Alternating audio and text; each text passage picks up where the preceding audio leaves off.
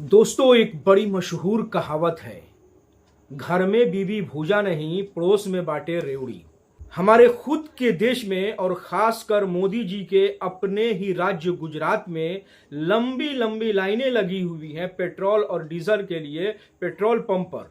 लेकिन श्रीलंका को 38,000 matric ton petroleum दे दिया गया, जिसमें 20,000 मैट्रिक टन डीजल है और 18,000 मैट्रिक टन पेट्रोल है। उस श्रीलंका को भारत ने तेल दिया है, जिसके बारे में ईरान ने ऐलान कर दिया है कि श्रीलंका ने चूंकि हमारा साथ दिया था, हमारे जहाज को बचाए थे और हमारे सेलर्स को बचाया था और उनकी बॉडी को हम तक सुरक्षित पहुंचाया था, इसलिए हम श्रीलंका को चाहे ऑयल हो या गैस हो वो देने के लिए तैयार हैं। जितनी चाहिए हम देने के लिए तैयार हैं श्रीलंका को। तो उस श्रीलंका को भारत ने इस वक्त 38,000 मैट्रिक टन तेल हमारे यहां से सप्लाई किया है, दिया है। जबकि वहीं भारत की जहाज स्ट्रेट ऑफ हुर्मुज से इक्का दुक्का ही निकल पा रही है और श्रीलंका को खुली छूट मिली हुई है सहायता की।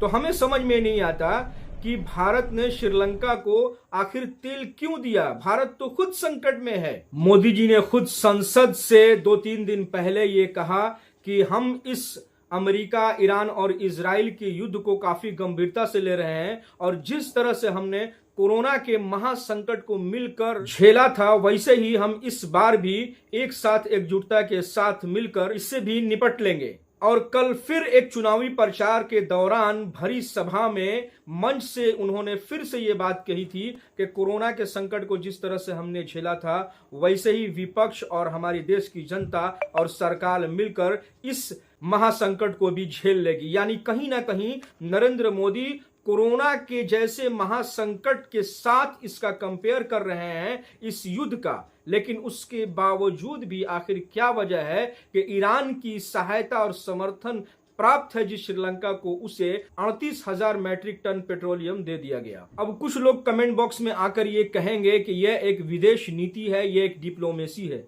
तो मैं उनसे पूछना चाहता हूं कि अगर आप अपने घर के मुखिया हैं और बाहर कर्फ्यू लगा है, घर में खाने की किल्लत है, तो क्या आप बाहर जाकर रेवड़ियां बांटेंगे या पहले अपने घर परिवार और अपने बच्चे को देखेंगे? ठीक वैसे ही जैसे कि हमारे देश के प्रधान इस वक्त नरेंद्र मोदी हैं, तो कायदे से पहले अपने देश के बारे में सोचनी चाहिए। अपने देश में जो लंबी लंबी लाइनें लगी हुई हैं पेट्रोल, डीजल और गैस के लिए, पहले उस पर फोकस करना चाहिए, न कि दूसरे देश की पेट्रोलियम से सहायता करनी चाहिए। आप कमेंट बॉक्स में अपनी राय का इजहार कीजिए और जरूर बताइए।